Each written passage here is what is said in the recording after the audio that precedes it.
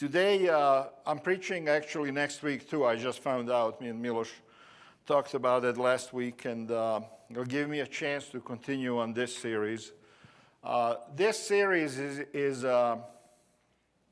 these topics are the type of topics that most intelligent pastors avoid speaking about because they don't want to get in trouble, you know, and because it's a difficult topic. You're talking about Israel, people of God, back at the time of Abraham and back at the time of Jacob and David and Solomon. And then you're talking about the present-day Israel. And then you're looking at the carnage in Palestine and Gaza. And then if you take a stand, you can be accused of being anti-Semite or whatever. And then you have Christianity on the other side, Catholicism included, evangelical sect of Christianity also, you have to take into account them because they have tremendous amount of power. And then you have what I call mainstream Christianity. And by mainstream Christianity, I don't look at evangelicals and think that they are mainstream. I think mainstream is basically churches like ours, Seventh-day Adventist, Baptist, Nazarene, you know, those types of churches. So I want to explain a little bit this situation, and I don't want this to be political or offensive to anybody. I want it to be fair assessment of what's going on and where this is going. And what I see happening right now is, on this first slide, I put Zionism against Catholicism and Christianity against Judaism. That's what I see. And I also see Old Testament versus the New Testament. A lot of people look at what's going on in the world and they think that this is a war now between the United States and Iran. They think that this is a war between Israel and Arab states. You have Saudi Arabia, you have Iran, you have all of those states, Muslim states that surround the nation of Israel. Israel is completely surrounded by Muslim countries. In Israel, you have about 7, 8, maybe 9 million people who are Jewish, and you have 7, 8, 9 million of people who are Palestinian Muslims. And by the way, Palestinians can be both Muslim and Christian. Primarily they're Muslim, but they also have a large Christian minority amongst the Palestinians. And they have Christian churches there and so on. So, you know, Israel is a country of about 15 million people, half of whom are Jewish, and they are surrounded by 1 billion people who are Muslim. And what we see in the news, and what we see on the social media is we see videos of Gaza being completely destroyed. And by the way, I'm not going to show all of those clips. I have a lot of this stuff that I could send to people who want it, but I'm not going to show it here. We see carpet bombing. We see basically a genocide and ethnic cleansing for the purpose of the expansion of Israel, the territorial expansion, physically to expand the territory of Israel. And then we see the American evangelical church supporting that and saying that we need to support this because this is what's going to bring about the second coming of Jesus when the temple is restored and rebuilt and built on where the golden dome is, the mosque, the big famous mosque, the third holiest site in Islam. So you're looking at all of that and you're thinking these are wars between Christianity and, or between Judaism and Islam. It's deeper than that. It's deeper than that. There is a whole Christian component here that nobody is talking about yet. I get disgusted by the videos that I see, and I get angry, and then I wonder, and this is what I want to mention too, I wonder, I have a lot of Jewish friends, and I wonder, how can they support the state of Israel? So I want to explain that really quick. This is just a side thing. How does somebody who is Jewish and maybe not even religious, living in Denver or living anywhere in the United States or anywhere in the world, how do they support the government, the present-day government of Israel that is really bent on destruction of everybody around them? And the answer is very simple, you know. Jewish people have gone through a lot of trouble over the centuries, and especially in the 1940s during Nazis. And we know that millions have perished. So if I'm a Jewish person living in Denver, and if I'm not non-religious, for example, if I don't even believe in God, I'm still going to support the state of Israel. Because I'm thinking to myself, these Christian people are crazy. One of these days they can come after me and do the same thing that they did back in the 40s in Germany and in Europe.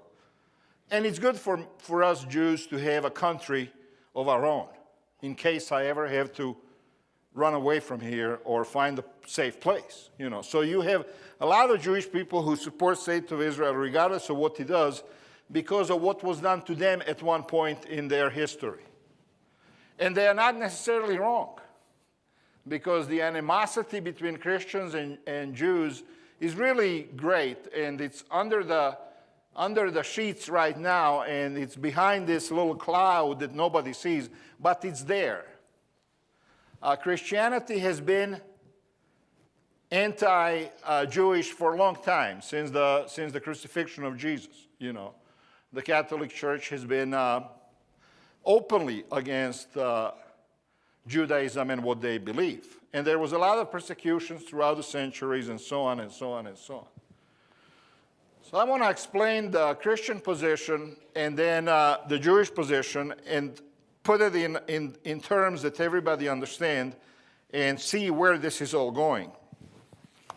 Christian position is based basically on two texts, and the first one is in Matthew 23, verses 29 to 39, and this is where Jesus obviously is talking to the Pharisees of the time. And who are the Pharisees? They are the teachers of the law. They are the people who are rabbis. They are the people who are the lawyers who interpret the law, the Torah, and the Talmud, and all of that stuff. You know, they're the ones who are in charge of what the Jews believe, what the Jewish believers believe. They determine what the theology and the doctrine is. That's who they are. So Jesus is having an argument with them, and you can follow in your own Bible or you can follow on the screen. Matthew 23, 29, Jesus says, "Woe to you, scribes and Pharisees, for you build the tombs of the prophets and decorate the monuments of the righteous. And then you say, if we had lived in the days of our fathers, we would not have taken part with them in shedding the blood of the prophets." So the idea is that in the Christian mind, God has chosen Jewish people to be his representatives on this earth. In the Christian mind. You follow me? So God has chosen originally Abraham and his descendants to go into the promised land. God was going to give them that land, but their task was to preach, to evangelize the mercy and the grace of God. That's what they were supposed to be doing in a Christian mind. But in somebody who is a devout Zionist, in their mind, God has chosen them because they're special.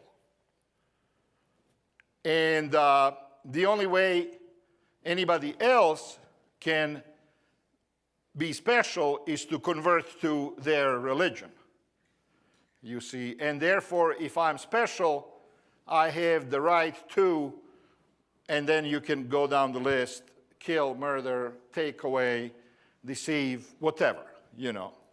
So there is a clear distinction between what Christians think about the Jewish people and what Jewish scholars think about the Jewish people. But Jesus is telling them, so Christianity, they look at these verses and they say, see, Jesus is saying that Jewish people have rejected the prophets of God, because when God used to send them prophets, you remember God would send prophets to a king, and he would say, there is going to be a famine, or there is going to be a war, and you are going to be destroyed. The nation is going to be destroyed. Why? Because you have abandoned God, and you have begun to worship the gods of all of these people around you. And then the king of Israel would kill the prophet. And the priests, they would agree with that. So over the centuries, they killed many prophets.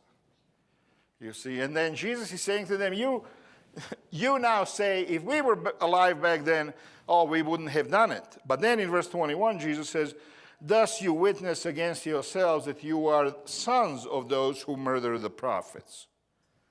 Fill up then the measure of your fathers. And then he says, you serpents. He's calling them serpents. You brood of vipers. How are you to escape being sentenced to hell? So when you look at the Christian approach to Judaism based on these verses, you have now in Christianity also people who go to the extremes, and they will say, this is what Jesus said about Jews, and Jews don't matter, we can kill them, we can get rid of them, you know, they killed Jesus, and then you get into this whole hate and anti-Jewish and anti-Zionism and just blood and murder and guts. But by the way, you have these extremists in all of these groups. You have them in Christianity, you have them in Islam, and you have them in Judaism. These people who say to themselves, we are special, we have the truth, and therefore God is calling us to destroy everybody else who does not follow the teachings the way we understand them, you see. So these texts are used by a lot of extreme Christians to basically attack Jews in a way that they should not be attacked. Therefore, verse 34, Jesus says, I send you prophets and wise men and scribes, some of whom you will kill and crucify, and some you will flog in your synagogues and persecute from town to town. Verse 35, so that on you may come all the righteous blood shed on earth, from the blood of righteous Abel to the blood of Zechariah, the son of Barachiah, whom you murdered between the sanctuary and the altar. Zechariah was the high priest. And many traditions say that John the Baptist was his son, Zechariah's son. You see, so Jesus is accusing them of all kinds of evil, and people who want to destroy Jews, they will use these texts and take them to the extreme and say Jews deserve to be destroyed because they have rejected and murdered Jesus. And then Jesus says in verse 36, truly I say to you, all these things will come upon this generation. And you know that a few years later, there was a Roman attack on Jerusalem, and it was completely destroyed. Verse 37, O Jerusalem, Jerusalem, the city that kills the prophets and stones those who are sent to it. How often would I have gathered your children together as a hen gathers her brood under her wings, and you were not willing. And then verse 38, see, your house is left to you desolate. For I tell you, you will not see me again until you say, blessed is he who comes in the name of the Lord. So the Catholic Church, for example, and traditional Christianity for 2,000 years now have been preaching this message. Jews have rejected Jesus, and therefore God does not have to keep his promises that he made to them in the Old Testament. And Jewish people, devout ones, they say the promises of the Old Testament still matter, and God is still, because in the Old Testament it says that God is going to bring them back, and they're going to be built into a nation and all of that stuff. And they are saying all of those promises still matter, and God is going to give us our land and our promised land. And Christians, traditional Christians, they say, no, no, no, no. You forfeited it when you killed Jesus, when you rejected Jesus. And then you have evangelicals. Evangelicals, by the way, are the ones who are in charge of this country right now. So let's make this clear. Zionists, they are in charge of Israel right now. Netanyahu and all the people that he has surrounded himself with, they are hardcore Zionists. And people who control this country right now, they are evangelical. And the evangelicals, they believe something totally different than both traditional Christianity or Judaism. They believe in a compromise that's also not very good. They believe that the promises of the Old Testament still stand, and God is going to allow the Jews to go back into the promised land, to create a nation, to expand that nation from Nile to the Euphrates. It's going to be this large nation that's going to control that whole Middle East, right? So God is going to keep all of that. But then they believe, in their mind, evangelical teaching is, if you go to any evangelical church that uses the Scofield Bible, they are going to say, Jesus is still coming. Messiah is coming. And when Jesus returns, then Jews will understand that he is the true Messiah, and the ones who convert to Christianity will be saved, and everybody else will be killed. So you now have Jewish rabbis in Israel who are saying, openly saying, I'm not going to show you that video, but I have it. The guy says, look, these Christians in America, they want to help us, but they're not doing it out of the goodness of their heart. They're sending us money, and they're helping us in our war against Palestinians and Iranians and all of these other people. But what they want is they want us all to convert to Christianity. And if we don't, they're going to kill us all. Do you see where this is? I mean, how this is becoming all convoluted and crazy? Zionists, they are, when I'm going to give you my definition of Zionist, militant, that's militant Jews who want to expand territory of today's Israel. That's who Zionists are. And they are in charge of that country right now.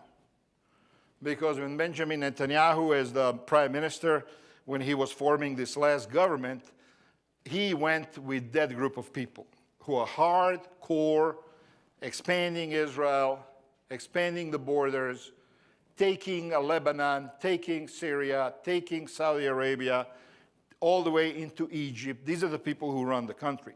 Now, not everybody in Israel believes in all of this stuff, right? You have in Tel Aviv a lot of people who are super liberal and who do not believe in any kind of religion, and they just, they just live there and they don't care about any of this stuff, Jewish people. And then you have other Jewish people who say, we as Jews should not do this. We should wait on God to bless us, and on God to, if he wants us to go back to the promised land, then God will perform a miracle and all of that stuff. So there is a lot of division there too, but it doesn't matter because who is in charge? People who are in charge are the ones who want to expand the nation of Israel. People who are in charge are the ones who control the government of the United States, including Donald Trump, the president, right? They control our government with money, with donations, political views, and they want to expand. So now I'm going to show you a video of a rabbi who is talking about Donald Trump and who they see Donald Trump to be. And Sarai, that's video number 1. And we need good sound. No sound? Where the Torah states that a servant who wants to remain. Let's start from the beginning. The current non-Jewish Messiah was chosen to be of service to the Jewish people.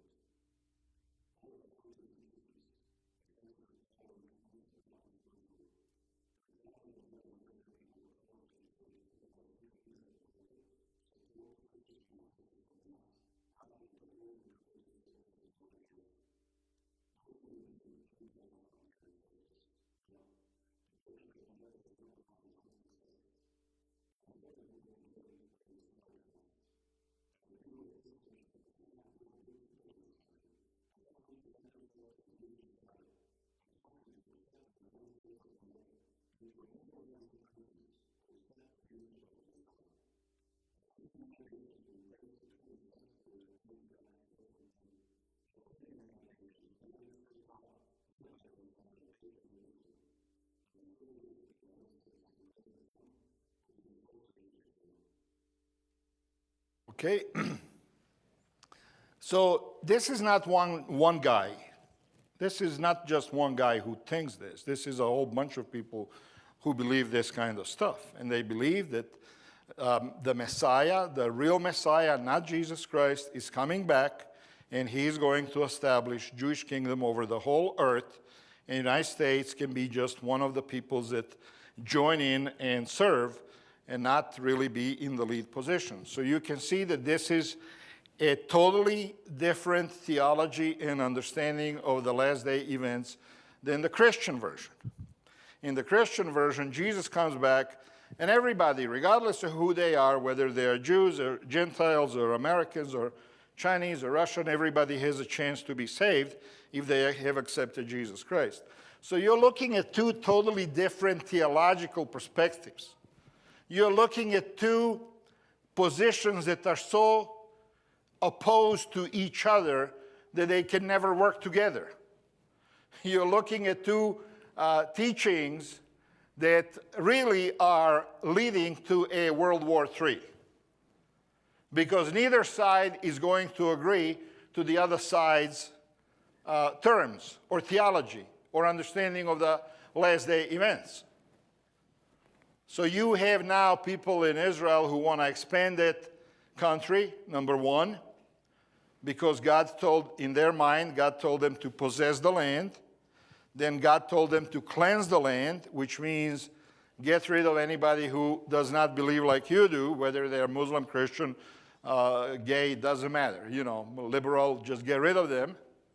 And then reestablish the temple, tear down the mosque, go the Dome of the Rock, rebuild the temple, restore the sacrifices.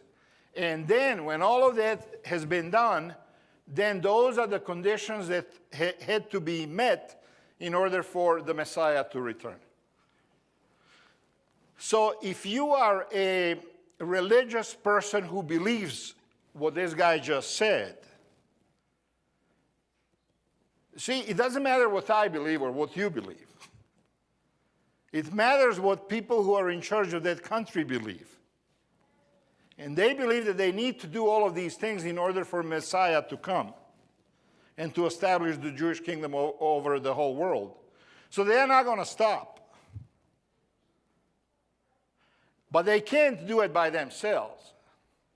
They're not enough.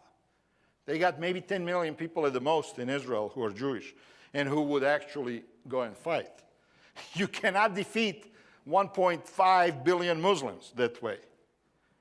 So that's why they need the United States besides them. And that's why the United States attacked Iran the other day. Because that's, there is no other way. And this is why this guy says that Donald Trump has been anointed, a type of a Messiah, to bring about the conditions that are going to allow the Jewish Messiah to come and rule the world. So this is one position. You have this other rabbi there, that one slide, Sarai, that says, I don't believe in Western morality. You see that slide? He says, I don't believe in Western morality. The only way to fight a moral war is the Jewish way. Destroy their holy sites, kill men, women, and children, and cattle. So you have people now, almost 5,000 years later, who are saying, we have to go back and do what God told Abraham and Isaac and Moses to do, conquer the land and kill the Amalek and kill everybody. And then on this other side, you have Christians who are saying, oh, wait a minute. What are you doing? That's over with. You had your chance. You didn't do it then, so now you can't go now there and just kill and ethnically cleanse people who've been living there for thousands of years. So this is what the battle is all about. Now, the next video you're going to see is these Christian pastors who went to Jerusalem and they were arguing with a Jewish man about Jesus and Christianity. And I wanted to show you, I'm not showing you a whole bunch of video, only 3 or 4, but I wanted to show you this one because it kind of defines and it illustrates what Zionism believes. So let's see that video number 2. Turn your shirts inside out right now. No.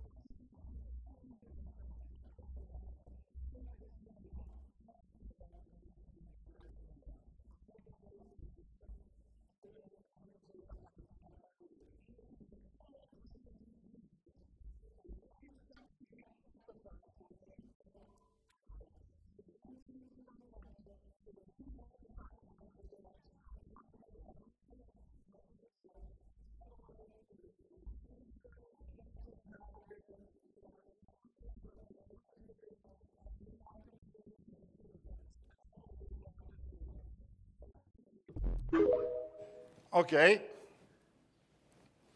This is the prevailing view of the hardcore extremist religious groups in Israel.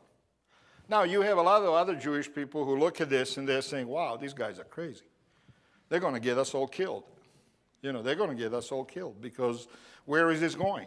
You see where is this going? This is going where this small group of extremists are saying, we're going to do this, and we're going to do this, and we're going to exterminate the Egyptians, and we're going to exterminate the Lebanese, and we're going to exterminate Christians because Christians are idolaters, and they're the Amalek, and they're the Edom, and America is Edom. I have so many videos of people, rabbis, who say, America is Edom, America is Amalek, they need to be destroyed, So once you start using that kind of language, then if you are an average Jewish person out there somewhere, if I was one, I would say, wow, these guys are going to get me killed. Why? Because we already have throughout the history a number of times, multiple, hundreds of times, when Jewish people were persecuted and massively killed and exterminated for these same reasons. Because it doesn't take a lot for the wrong kind of Christians to say, okay, we had enough, let's get this done and over with. You have 1.3 billion Catholics. You have 15 million Jewish people all over the world. Who's going to win that battle? And if this goes any further, if the cooler heads do not prevail, you're going to see all kinds of crazy things start happening here in America and all over the world. In Matthew 21, Jesus gave another parable. He says here, another parable. There was a householder who planted a vineyard and set a hedge around it and dug a wine press in it and built a tower and let it out to tenants and then went into another country. And then when the season of the fruit came, he sent his servants to the tenants to get his fruit. And the tenants took his servants and beat one, killed another, and stoned another. Jesus is telling this story to the Jewish teachers and the Pharisees, and he's basically telling them, God has called you to be his tenants. He had called you to be his missionaries. He had called you to be the preachers of good news to the whole world. And what have you done? Just like in the previous text, you have killed the prophets. You have killed the servants that God had sent to warn you. You see, and then in verse 36, again he sent other servants more than the first, and they did the same to them. And then in verse 37, Jesus says, afterward he sent his son to them, saying, they will respect my son. And you know what happened there in that story. When the tenants saw the son, they said to themselves, this is the heir. Come, let us kill him and have his inheritance. And they took him, cast him out of the vineyard, and killed him. Jesus was killed outside of the city of Jerusalem. When, therefore, the owner of the vineyard comes, what will he do to these tenants? So you have the Catholic Church that says, Jesus, and by the way, in majority of Christianity, and they're saying, Jesus is making a prophecy here. There is no reward. There is no another nation. There is no promised land. Jesus is saying, because you have rejected me, it's over. It's over. And they answered in verse 41 and said, they said to him, he will put those wretches to a miserable death and let out the vineyard to other tenants who will give him the fruits in their seasons. And Jesus said to them, have you never read in the scriptures, the very stone which the builders rejected has become the head of the corner. This was the Lord's doing, and it is marvelous in our eyes. Therefore, I tell you, the kingdom of God will be taken away from you and given to a nation producing the fruits of it. So Zionism and Christianity are like oil and water. They don't go together. The evangelicals, they can try to misinterpret the scriptures, and they can try to talk about the promises from the Old Testament and all of that stuff. According to the teachings of Jesus, these two theologies just do not go together. You cannot harmonize them. You cannot balance them out. You cannot, you can't make them work together. You just can't. They're two opposite. One group believes one thing, another group believes another thing, and that's it. You see.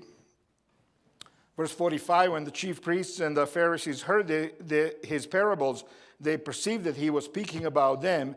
But when they tried to arrest him, they feared the multitudes because they held him to be a prophet.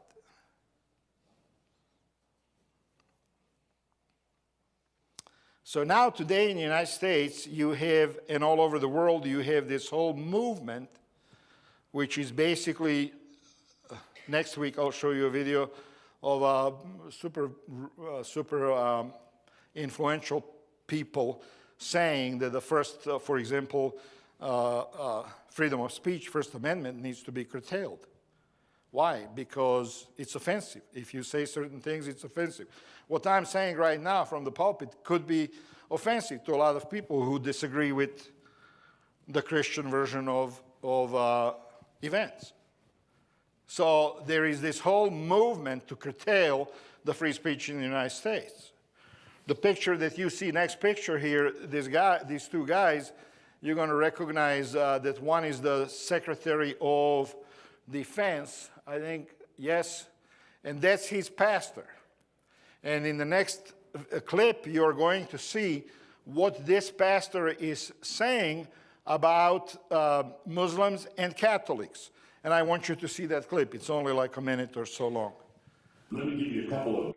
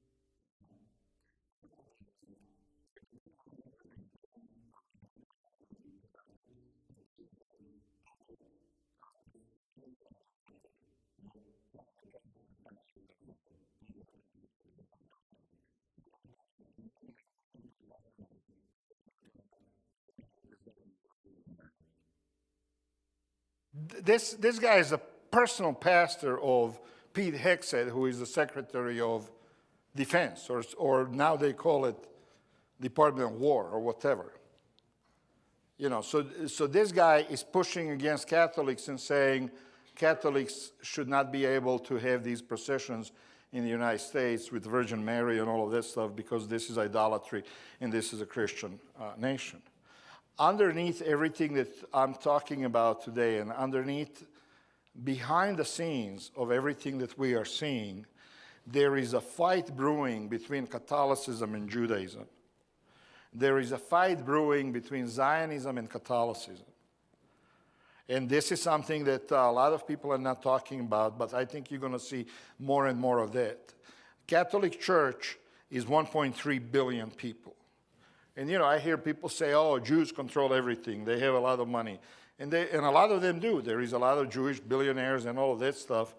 But there are a lot more Catholic billionaires than Jewish billionaires. Catholic countries, all of South America is Catholic. After the United States attacked Iran, the first state, the first country that said to the United States, you cannot use our bases was Spain. Spain is a Catholic country. They said, you cannot use our bases to attack Iran. We don't want anything to do with it. The next state that just did the same thing was, guess what? Italy. Italy just basically said to the United States, we don't want nothing to do with this. Both Spain and Italy are in NATO. They are in EU. But they are also Catholic countries. And I'm not talking about light Catholicism. I'm talking about hardcore Catholicism. You see, and the Catholicism at this point sees Zionism as a threat in the United States and around the world. And these two are going to come to blows. So I told you in a text, in an email, that I'm going to make a prediction, If this continues, I think that the Jewish state is going to have major problems. I know that the United States is powerful, but Catholicism around the world, extremely powerful. In the Supreme Court, in every country of the world, I just heard that Slovenia, also a Catholic country, a small country, but Catholic, said, okay, no more, Netanyahu cannot fly over our country, and you're going to see. So I just want you to keep your eyes out and look for this. Look for the Catholic countries coming out of this alliance with the United States and saying, we don't want nothing to do with your wars, we don't support Israel, you know. And on the surface, it looks like these are random countries, but they're not. What they're going to have in common is they're Catholic countries.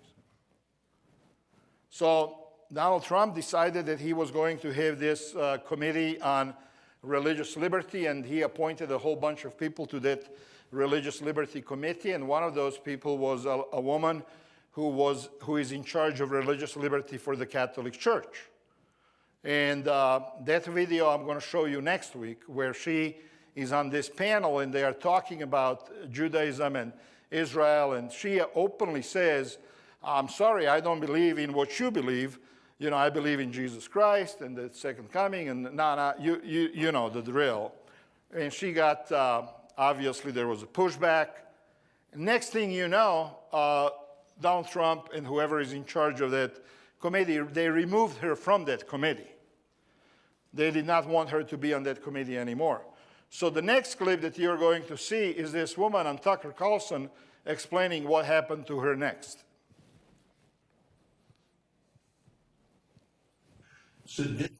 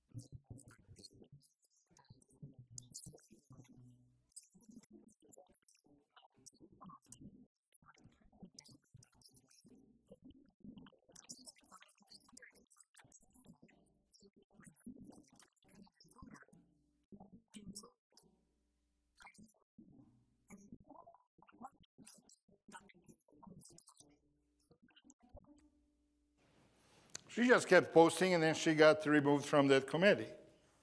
But it was interesting to me when she said that at one point she realized this is war. This is a spokesperson for the Catholic Church. So what's going on here, what I see happening right now here, yeah, there is a lot of carnage.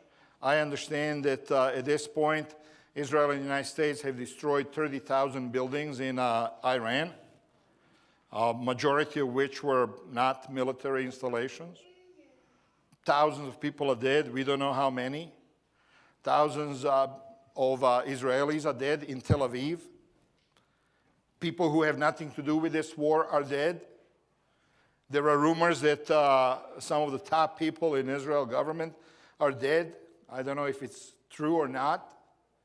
But the point is that there is a lot of dead people all over the place. I have this picture of this little boy standing in the hospital next to his dead mother. You know, that's the only bad picture that I'm going to show you today. But this is the result of what's going on in the real world. This is the result of what, and this is a miniature, you know, this is one photo. There are millions, there are thousands, videos, photos, babies, women, children burning to death, being driven over by tanks. You see, this is the real result in this world of what's going on, because people have different understanding of theology, different understanding of the end-day events, different understanding of God. You know, so in the name of God, right now, literally tens of thousands of people are going to perish. You know, I hear numbers as high as 650,000 people dead in Gaza. What are we doing? What are we doing? And there is, and the most the thing that freaks me out the most is that you have these preachers out there who are saying, kill, kill, kill. And who are promoting these wars and these genocide. Kill so that we can have Jesus come. Kill so that we can have Messiah. Let's go to war so that we can have peace. You know, so the time that we are living in right now is the craziest time in history. You and I are living through some of the craziest moments in the human history. Rome and Nero and Caesar have nothing on this generation. This is probably the craziest generation that has ever lived on this planet. And where is it going to go next? I'm going to continue about this next week, but in the meantime, I want to tell you this. I think that I would like to speak to people who are reasonable, both Christian, Jewish, Muslim, and say, hey, you know what? Let's just slow down here. Let's stop. Let's stop the craziness. Do not support this. Let's focus on some of the things that we all have in common, and we have a lot of things in common with both Jews and Muslims and everybody else on the planet. We have a lot of things in common. People love their children. People want to live at peace. People want to put food on their table. You know, if you look at Islam, Christianity, and Judaism, we all agree on so many things. 10 Commandments, for example. You know, to honor God and to love your neighbor. The teachings of Jesus, universal goodness for everybody. In James 1:19, it says, my dear brothers and sisters, take note of this. Everyone should be quick to listen, slow to speak, and slow to become angry. This is something that can apply to anybody. I don't care what religion you are from. I don't care what background you are from. Don't get angry. Don't get hateful. Don't get violent. Micah, this is the Old Testament. If you go to Micah chapter 6, verse 8, look at what Micah says, Prophet Micah. He has shown you, O man, what is good. This is a message that both Christians and Jews and Muslims believe in and respect. And what does the Lord require of you? To act justly, love mercy, and walk humbly with your God. All three religions teach this. So I'm saying, you know, to everybody, and to us too, because, you know, we have influence too. You, with your language and with your attitude, can either raise the temperature or you can lower it. In the circle of friends that you have, in the circle of influence that you have. God is saying to us, act justly, love mercy. Walk humbly before your God. We can all agree on that. If we do not slow down, if the world leaders do not get Jesus, this world is going to go up in flames in a way that is going to be worse than anything that has ever happened before in the human history.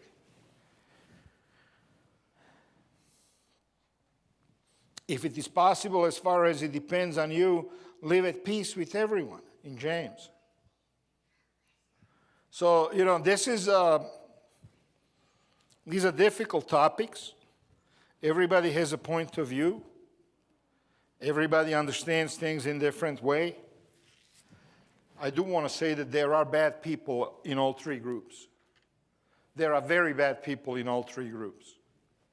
My personal opinion, and this is not the position necessarily of the Adventist Church, but my personal opinion is that you have people at the top of these three religions who literally worship Satan. That's what I believe. Because, you know, if you're going to spill blood by the thousands, that's not from God. That's not from the Holy Spirit. That's not from Jesus. That's not from the prophets. That, you know, I don't care what you say. That's just not from God. And I believe that all three religions, to a degree, have been hijacked by these people who worship Satan and who follow the direction of the demons for this earth. So we as Christians, we have to do our part. And yeah, you cannot hate anybody. You got to love everybody. And you got to talk to people about Jesus and say, look, you know, I love you. I care for you. I pray for you. I pray for you. I don't care if you're a Zionist or if you're a Palestinian or if you're a Hamas or if you're IDF. I pray for you that the Holy Spirit, God, will reach you somehow. That's our job, you know. And in closing, I want to show you this one little clip video that's just a practical explanation of how to deal with stress in life. Because all of this stuff, you know, that we are watching and that we are seeing right now in this world is extremely stressful. And it can be worrying, and it can be damaging to your health. It can be damaging to your family. It can be damaging to your relationship. So I saw this little clip of this professor in a classroom, and I thought I would show it to you, and something that you can take with you in your walk with God and just in your personal life this next week. And after the clip, the girls are going to come up and do one more song. Where is our praise band? They're here. Okay. So the clip and then the last closing hymn.